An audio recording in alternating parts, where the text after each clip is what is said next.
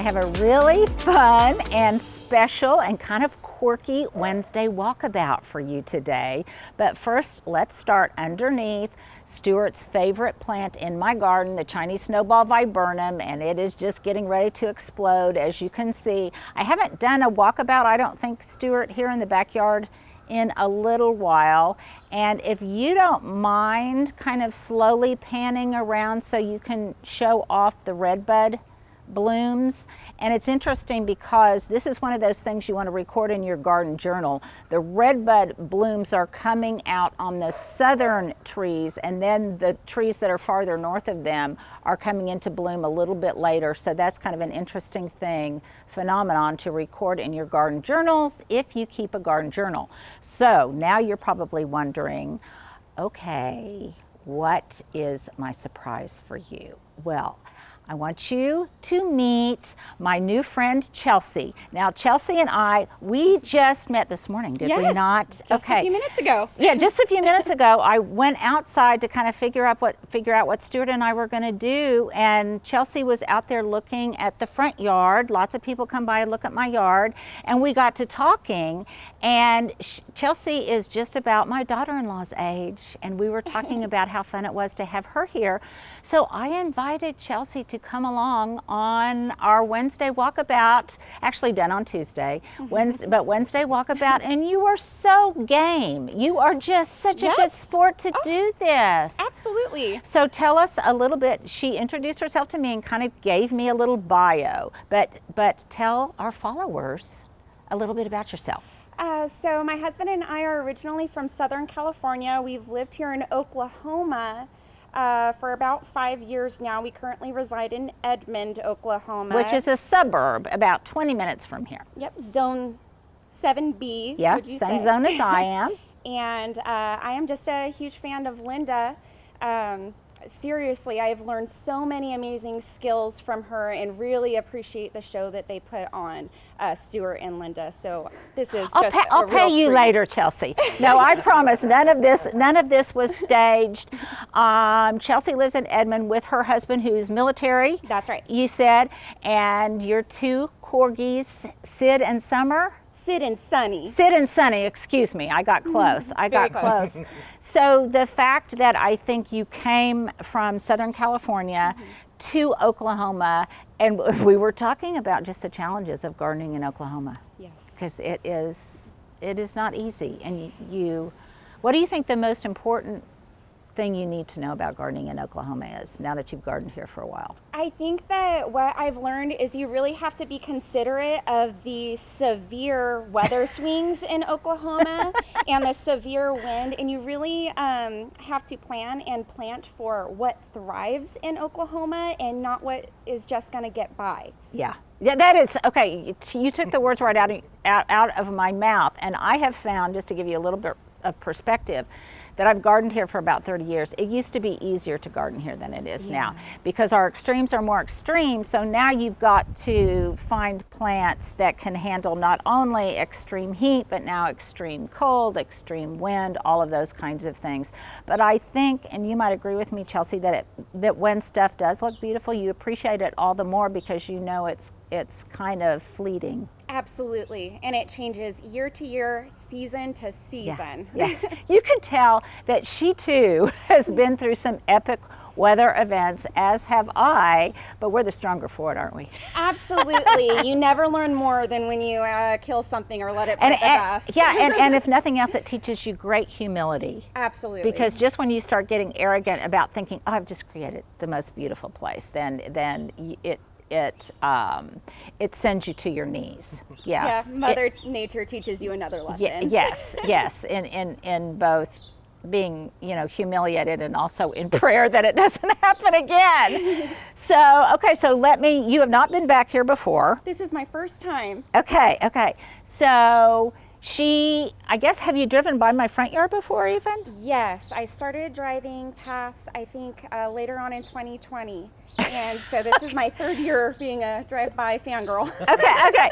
Well, this time of year, lots of people drive by because it's really when I think the front is at its prettiest, and it's been a weird year, and I'll talk about that, at some point, but it's been a weird year because It was so dry.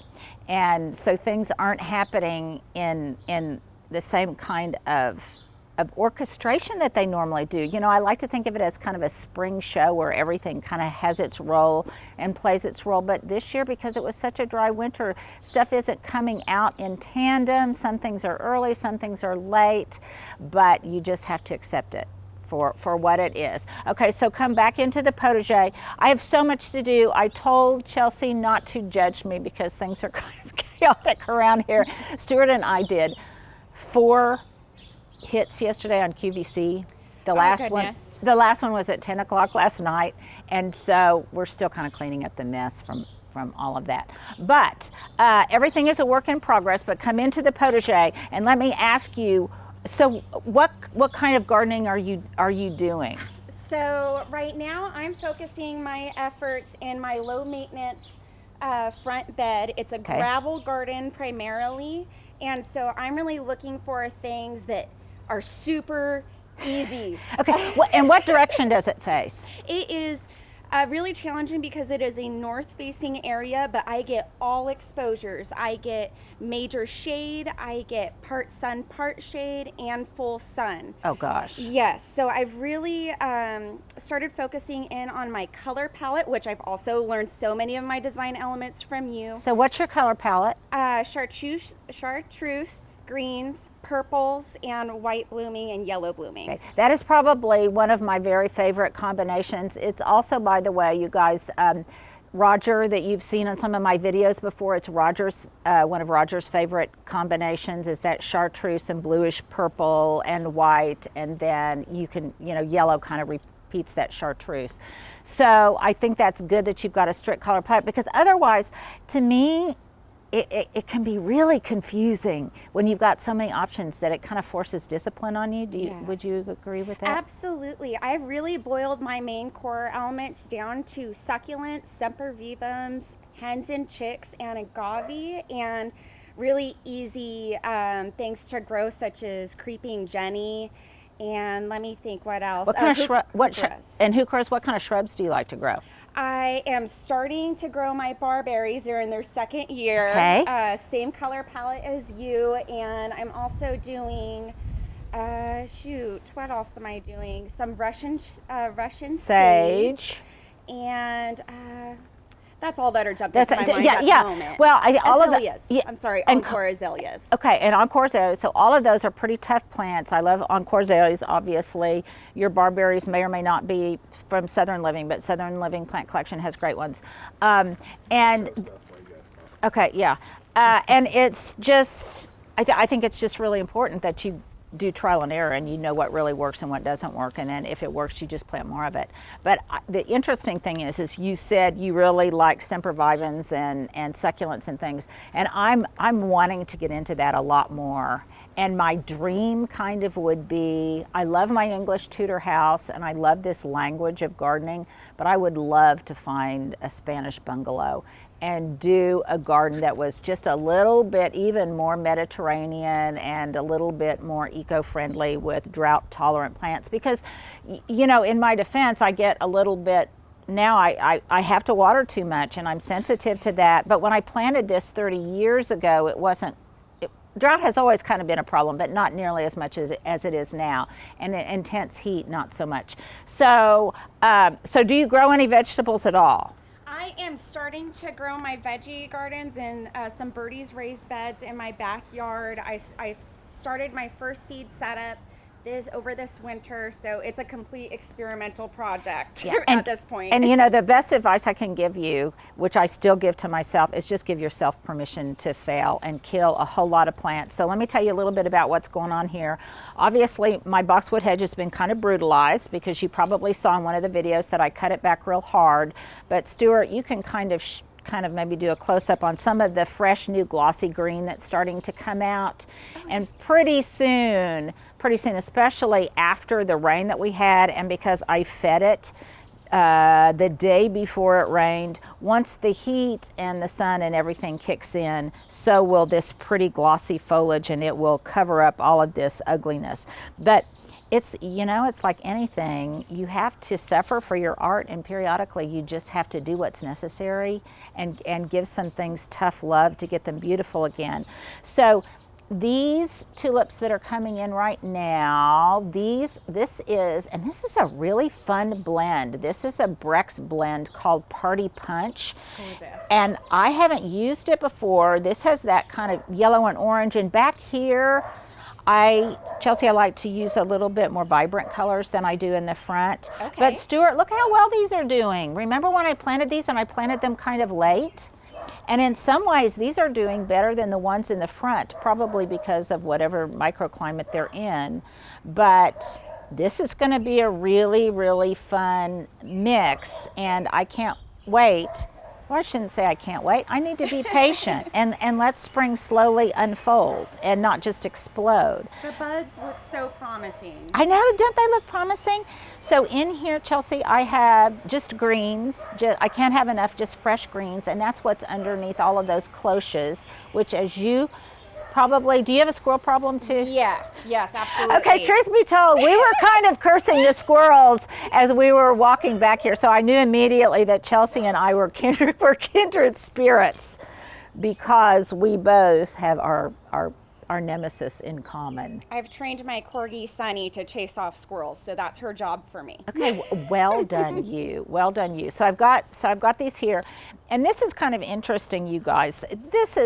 I normally would not have my larkspur coming up with my French breakfast radishes. Normally I would have them by themselves. But this year, because it was so dry, I don't think we had any rain in fall or winter. Zilch. We had none.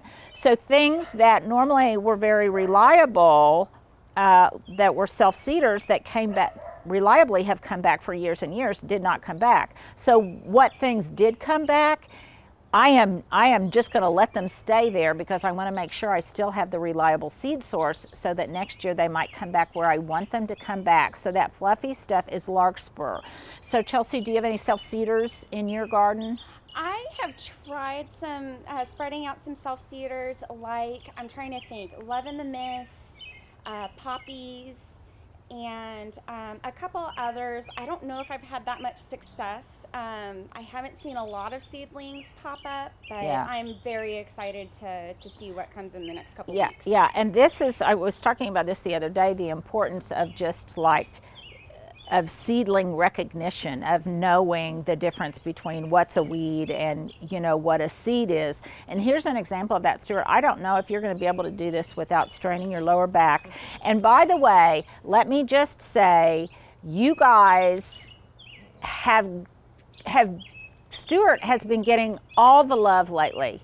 I mean, you guys are just so sweet about commenting on his brilliant camera work. Okay, so let me see, Stuart. See those kind of little grassy things right there, those little grassy seedlings? Yes. Okay, those are dill. That's dill, the herb dill. And you can see some of them over in here. Stuart, you don't need to show these. I'm showing these to Chelsea.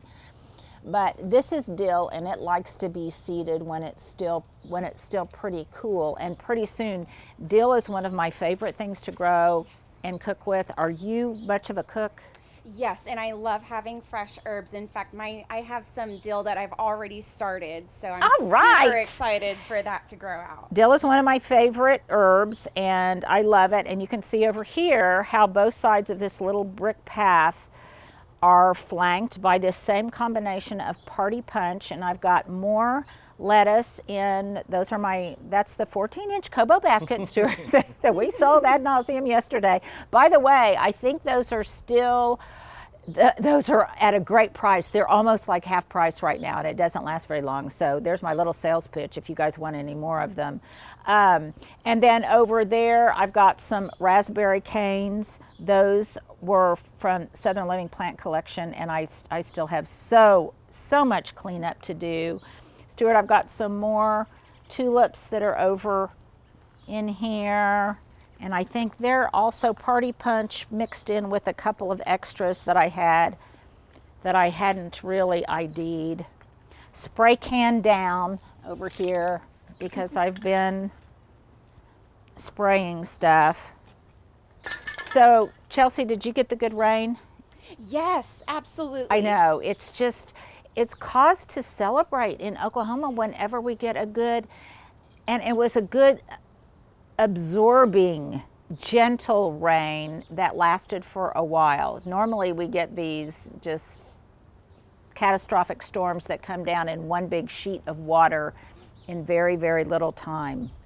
The relief as a gardener that I felt during that rain felt a lot like how it used to be in Southern California, and how I'm sure it still does feel. Yeah, and especially in Southern California now. And by the way, our thoughts and prayers that are going out to everybody who is experiencing drought right now, because it is so prevalent across so much of the country and in the West and in other parts of the world. And then obviously, I haven't said it in a while, but our thoughts and prayers go out to anyone in Ukraine or anyone around the world who is a refugee, who is displaced from their homeland or separated from their loved ones. And thank your husband for his service, because it's so important to all of us. So here's obviously high wind, so my totem pole has come down. I plan on working on that this weekend. Fortunately, the ground is soft because of all that rain, so I'll be able to put them back in place in a little bit more deeply than I was able to do it later. Now, while I said this, I think in the walkabout with my daughter-in-law and her sister, while the tulips haven't performed how I would like them to, man, look at these alliums. The alliums are huge. Have you grown them? I am inspired to grow them because of that video. Okay, well, there's so much in your color palette, and here's the best tip I can give you.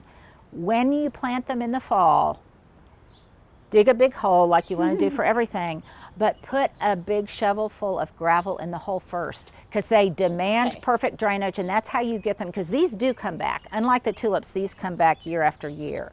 So it's fun because these are starting to get really huge. They're so much larger than I ever would have imagined, and I've never planted bulbs before, but this is inspiring. Yeah, it's fun, and they can handle the drought. They apparently liked the dry conditions, but as importantly, they're in your color palette. So they will look great. Now the foliage will get tattered and die down, but you can see that there's other kind of perennials that will come up and obscure the dying foliage, which you can't cut off. What is this? This is Dragonheart. But you know what? I was at the Herb Festival this weekend at Will Rogers Park, and there is something, what did they call it? Mexican cilantro or Mexican... wasn't it, Stuart? Cilantro. Yeah, and wasn't the leaf almost identical Bigger, to that? Yeah, almost identical to that. So surely they've got to be kind of in the same family. But it will get huge. And then I've actually got some other perennials that I'm going to be planting in here, but it's been a little bit premature. The other thing is, I do have some very late seedlings that are coming up, and I don't want to kill them, Chelsea. I know. It is so hard to be both impatient and patient simultaneously. And especially, I seeded some rose campion that came from one of my followers who so kindly sent me some beautiful rose campion in a deep maroon color, and I sprinkled that around in here. And I think that might be, this is my learning. What I'm going to learn this year is what the seedlings of rose campion look like, because I've grown it before, but I've forgotten. But then the thing about seedlings of poppies is they're so weedy looking. Yes. That you think they're probably a weed. You want to give them a chance. I know. But you want to give them a chance, but you don't. If they're a weed, you don't want them to take over. So here is, right in here, Stuart, here is a lone, not very big, but that's a poppy seedling down in there. Oh, your shadow will. So that's a poppy seedling. And that almost looks like sage to me. I know, it kind of does. And later on, do you grow sedum autumn joy? No, that is one of the succulents that I have. Is it a succulent? It is. Yeah, it is a succulent. Yeah, it's a sedum and a succulent. One I haven't tried yet. Okay, so later in the season, you come back by and I will give you a start of that. Oh, Thank you so Yes, much. yes. 'Cause this is one of my list of bulletproof plants. Stuart, can we put a link up to that video I did on bulletproof plants I guess. for the South, if I beg you? Because I think it's important to identify those. And this is another tulip mixture that I put in here, and I can't remember what this tulip blend was. Yes, you know, this was one of my things that I kind of like, because are you a real fastidious gardener? No. I can be a little too fastidious, and I don't want to wait for things to recover. This is a pot de thyme, a pot of thyme that I've had for maybe, oh gosh, Stuart, how long have I been growing this same pot of thyme? It's in my book, When It Turns Purple in the Winter. A long time for this pot de thyme, this pot of thyme. But you can see it really kind of suffered some this year. So I'll probably cut it back. This part will recover, and I just need to be patient, and that's just not my strong suit. I understand the feeling. Yes. Okay, so down in here, Stuart, here's seedling recognition. And another thing I need to give you, I will give you seed because it comes up better from seed, is lots of columbine. So these are columbine seedlings. And it's been a really good year, Chelsea, for columbine. Do you grow it? I grew it last year, and I'm hoping to see some of them, but I haven't seen them And yet.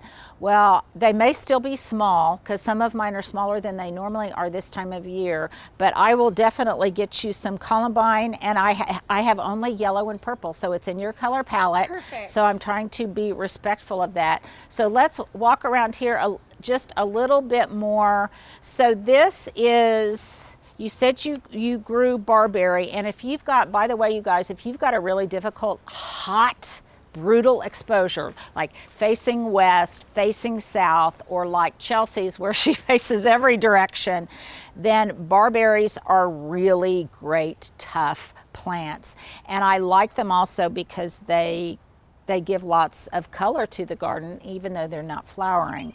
And so this one I've talked about all of the time. You've heard me. It's really cool. It's this wonderful chartreuse color. But what I love about it is sometimes I think the really tough plants don't look their best in spring, or they come up later because they like the heat and they're tough. What I like about the barberries is they come up and they look simultaneously spring-like, and they're tough.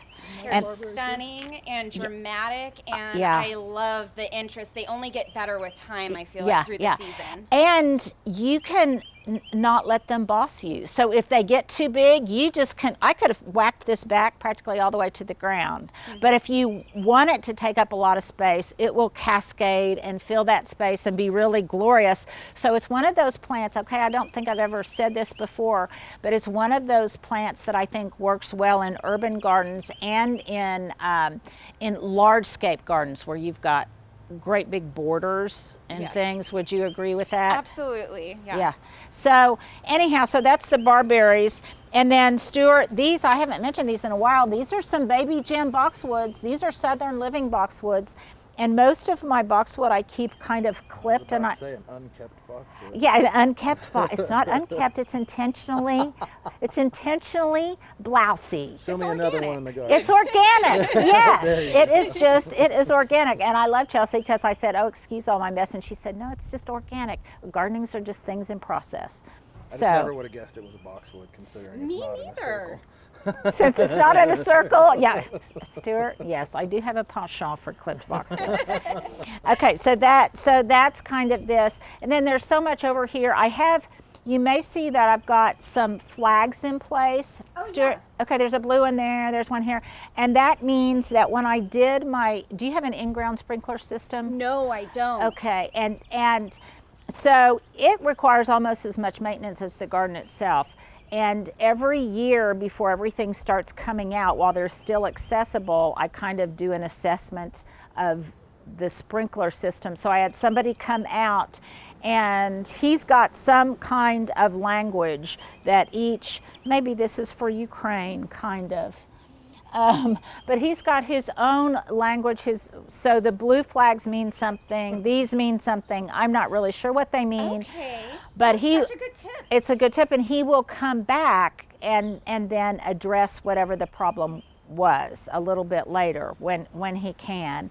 And this area, last year, Chelsea, I grew dahlias, but they were in pots, and this year I'm going to put some stuff in the ground. But first, okay, this is one of those kind of humbling things.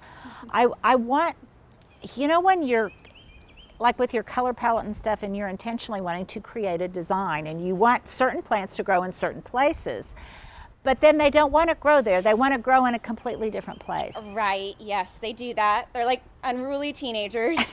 That is the perfect analogy. They're gonna do what they want to do. And so I had just kind of maybe irresponsibly, I just started throwing out poppies everywhere because I wasn't seeing very many seedlings, and so I threw them a bunch in here. So they all germinated in here, which I kind of was agnostic about whether or not I cared if they germinated in here. I wanted them to germinate in that other bed, but they did. And the thing about poppies is they don't transplant easily. They put out a deep taproot, and they don't transplant easily. So these, I'm just gonna let them be and just try to, do their thing. And if they don't, I'll blame it on Stuart. That's how we do. Easy shot. An easy shot, yeah. So anyhow, other stuff is just starting to come out. I'm probably gonna prune up. Okay, here's a case. Do you like that? Do you like the arborvitae? I love it. I never understood the impact, and I mean it. I just really looked at it, and wow. Okay, so this is what I call romancing the ordinary. This is a really ordinary plant, and by the way, it was Miss Mar, Chelsea. Like so many things I buy, I thought it was supposed to be a dwarf golden arborvitae, and I had at one time, I had 4 of them planted. No, it is not dwarf. I had 4 of them planted along here, and it just kept getting bigger and bigger, and I just finally sacrificed 2 of them so this one could grow up and be big, and now it's become kind of a statement plant. As adverse to, Stuart's looking over here, is your question what's that one? No, that is a juniper. Okay. That is a blue point juniper that has been topiary. This is just a common arborvitae, but it makes it. 4 and you took 2 out, so I was looking for the Oh yeah, no, I took 2. Did I say 4? Then I took 3 out. My math isn't always so good. This is the most impactful arborvitae that I've ever seen in my life. It really is just so incredible. Stuart, don't trip. So much of it, that's the other skill Stuart does, is he does all of this walking backwards. and God love him, there's so much stuff in my garden that he I've almost got it all down. You've almost got it all done. There's been a couple times I've saved you. But the reason that I call this romancing the ordinary is because this is a very, very common plant, and just by pruning it up, once I realized it was going to reach a mature height that was much larger than I expected, once you start pruning it up, it does several things. I've said this ad nauseum, but it bears repeating, is it creates area underneath it where you can plant things. Because it becomes a small tree, it provides some shade, but the other beautiful thing is this is evergreen, and in the winter, it's just invaluable to have here and give me winter interest. So I think I'm going to prune on it maybe just a little bit more, because over in here I planted a whole drift of white wedding hydrangeas, and they're just starting to bud out. And look, Stuart, this is a surprise. I don't know how it got here, but there is a clematis, and it's a good clematis. I don't know if it'll be a surprise. I don't know what color it's going to be, but it's not one of the sweet autumn clematis. This is going to be a real good one, with a big flower head. So we'll see what comes up. But these will all bloom white, and that's it. If you want a hydrangea, limelights, Annabelles, and any hydrangea paniculatas, I've said this ad nauseum, they are great because they're tough and they bloom on new wood. So sometimes I know I repeat myself, but I repeat myself because not everybody watches every video, and also because if my followers are like me, and I think a lot of you are, we don't remember things very well. So, okay, so this is so fun. This, last time we showed it, Stuart, was just nothing. It was nothing.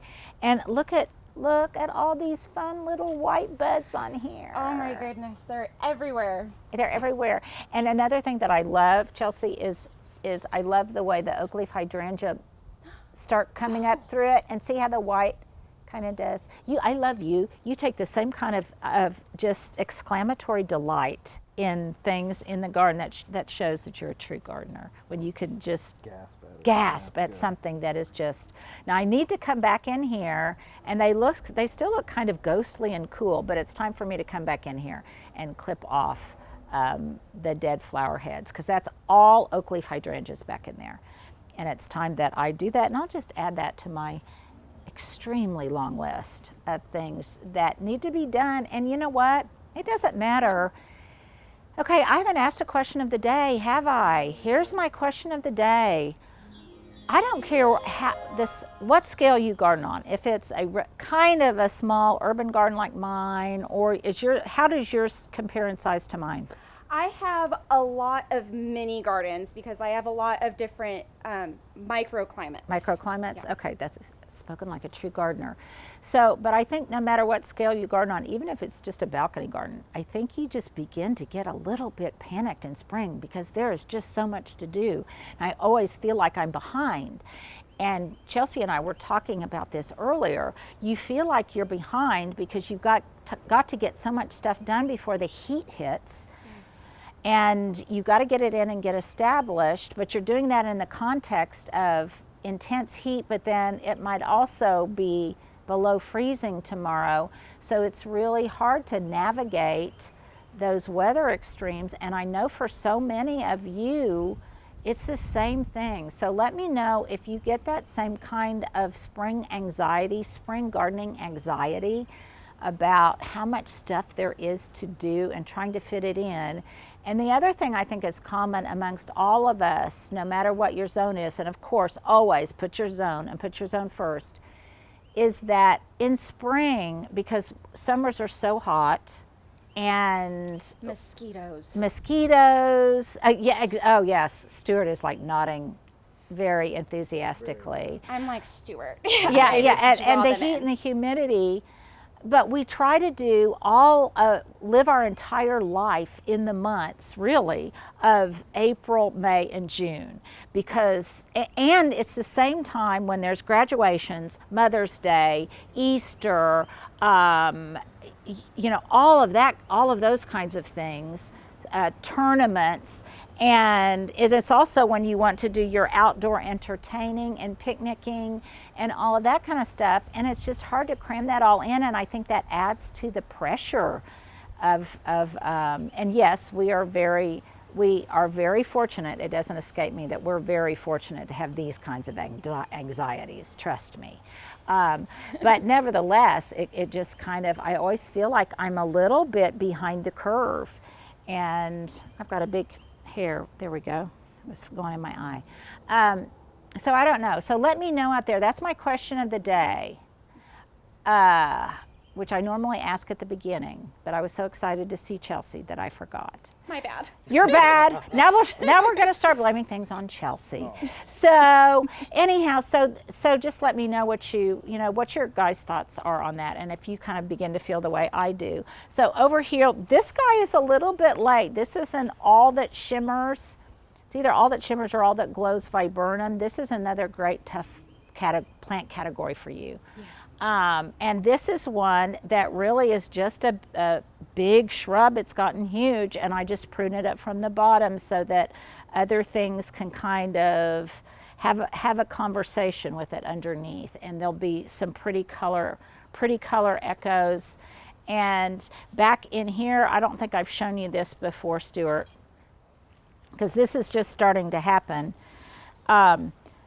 But see that variegated plant there, that's Solomon seal. And if you need a great shade plant, it's kind of an ephemeral because it comes and it does its thing and then it goes, but it's a great shade plant. Is it similar to hosta? It looks like hosta. It is, but it's not nearly as delectable to slugs and snails as hosta is. Plus it's tougher and it doesn't require nearly as much water and attention. And it just, I like it because it's just so undemanding. It just comes and it surprises me in the spring and it does its thing, and then it kind of fades away and all the ground cover kicks in. But you can see all those little spokes coming out back there. That's all Solomon seal. Yes, that speaks to me. Yeah, it does? Okay, Yes, so this whole area will be Solomon seal. So in your shading microclimates, Solomon seal would be a good thing. And then this, I've pointed out before, but see this this is just a Burford holly topiary in here, standard topiary. That was planted by the birds. And I just made it into a topiary, and there's a bird's nest in there. Oh, how precious. I know, isn't that dear? Yes. So I'm just kind of trying not to disturb that plant too much. And then the leucojum this year, this is leucojum or snowflake. This is my friend Jeannie Blair's, one of her very favorite plants. And this just exploded this year. And for those of you, many of you asked me what this was and asked me to name it, and I responded in the comments, but the name of it is leucojum, Leucojum, leucojum, and it's commonly called snowflake. And this is when I was showing my daughter-in-law. It just reminds me of dotted Swiss, and these little bells are so dear, and it would be so sweet in like a wedding bouquet or a christening bouquet or something real romantic. This just screams spring joy to me. Well, I like a garden that screams, as long as it's not screaming for attention in a bad way. Okay, this was my fun little squeal with delight thing. And that was what look at these now. Oh, aren't they magnificent? They were just a surprise. And look at how good, Stuart, all the foliage is coming out. So I can use this as a summer plant. After the flowers go down, this strappy foliage, I'll get in trouble for saying foliage, will continue to grow out and feed the plant. And it will be a great, just evergreen potted container. Look at this, Stuart, though. Sorry, honey. I'm sorry. But there's another bud there. And there's another bud here. And Chelsea, there's some back here that haven't even put out buds yet. And then this pot over here is starting to bud out. I'll show them the flower first. Oh yeah, look at that. Is that not incredible? And I don't know the variety. And this was I think this was a Color Blends. I get lots of Amaryllis from Color Blends. I had them both from Color Blends and Brex this year that are both just wonderful. They are magnificent. I have a question about these. Were these, and I just want to make sure, are these the same plants that you had in this area? Yes. Yes. I have to say that I am so happy that you decided to be patient with them because they did have a couple weeks, right, where they were struggling a little bit. Yeah. And I think that your patience completely paid off. So do you grow any Amaryllis at Christmas time? You know what? I'm going to gift you. I have several pots that I had at Christmas time that just need to be potted up like this. I'm going to give them to you. You can take them home. But this is another fun thing when I meet these new friends that come by, I can gift them plants because I have way too many and I'm trying to not be so cluttered. But the other thing is sometimes people just come by and give me plants. And I think it was about 2 or 3 weeks ago, Dawn Mitchell came by and she just said, you said you wanted to grow some plumbago and I've got some, and do you want it? So she brought me some starts of some plumbago and also some of this Montrose white catmint. And she brought me some of that, and here's some more plumbago. So I'm gonna plant this up when it gets to be a little bit warmer.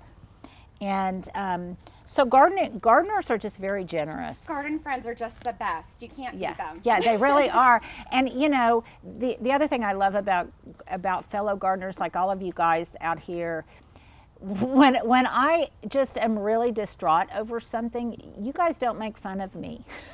You empathize because you understand how it is to have a gardening fail. Yeah, absolutely. It can be an emotional experience. And Very humbling. Very humbling, because we all get those slap downs from Mother Nature. And I think we like to have that illusion that we have control, and we just don't really have any control. So all this, some of this stuff is all going to be put in place. Right now, a good bit of my gardening time is going to be spent just putting things in place, staging them where they need to go, and getting rid of a lot of stuff and deciding what gets to stay and what gets to go. But I'm glad you got to stay with me today. Thank you so much. It was an absolute honor, and I want to say hi to everybody, fellow supporters of the channel. You guys are just the best community. And, and because you really do learn so much from each other. So when you comment, when you share your experiences, I try to let you know that I read each one. I can't always comment on each one, but I can't tell you how valuable the information you provide is to other people in like circumstances. It makes you feel not alone when there's real gardening challenges, or just like this year, Chelsea and I can visit and we can say, oh yeah, I'm experiencing the same thing in my garden. So it's not, you don't take it personally. You know that it's just a function of the weather or the climate or something like that. So thank you for saying that, because I've learned from those tips too. and I promise you guys, this was not orchestrated in any way. I just lassoed her in and said Stuart was coming over. You want to meet Stuart because Stuart never gets to be seen in front of the camera, and do you want to do a walkabout? And not only are you so gracious to have done it, but my goodness, you are just a perfect guest. Oh, thank you so much. So thank you. And if you guys are out and about, drive by. The garden in front looks pretty amazing right now. Absolutely. Yeah, it does. Yes. And I'll ask this last question, and then we'll go. Does it look like it looks like on camera? Not at all. It was one of the first things that I mentioned to Stuart is really, it is a smaller space than you imagine. Even when you think that you realize that it's smaller, it really is quite cottage-like, in my opinion. And really, it's worth a drive-by to check out the spring show. It's just the delight of Oklahoma City. I mean it. Aw, that's so sweet. It really is. Okay, I'll pay you later. Bye, guys. Thank you for hanging out with us on this special Wednesday walkabout. Well, if you've held on this long, here is my outfit of the day. My earrings are my favorite Madewell hoops. Probably if I only had one pair of earrings, this would probably be it. My jacket that I can't decide whether to keep on or take off is Patagonia, and I got it from a store in Tulsa, and I think I am going to take it off. Stuart, I need to hide my cord. Here, let me get organized again. Can I do that during an outfit of the day? I guess I can. So I'm going to take this off. My top is thrifted. This is one of my favorite thrifted tops. It came from Goodwill, and I really like it. And I'm really liking these looser tunics to work in the garden lately. I guess because they lend themselves to layering really well, which is important if you're never sure if you're going to be hot or cold. My bracelets are especially dear to me because these just came as a gift out of the blue from one of my favorite jewelry sources, Atrios Tiles, and she just sent me these, and they repeat and are very similar to lots of the insets on the earrings that you guys have seen before, and I love them. These couple bangles I got from I don't know where, and this belonged to my mother-in-law. These are the same matchstick jeans from J. Crew that I've had forever, and my sunny yellow boots. They look like egg yolks, egg yolk yellow, Stuart. And these came from Mary Boots, and I love them. So there you go. There's my outfit of the day.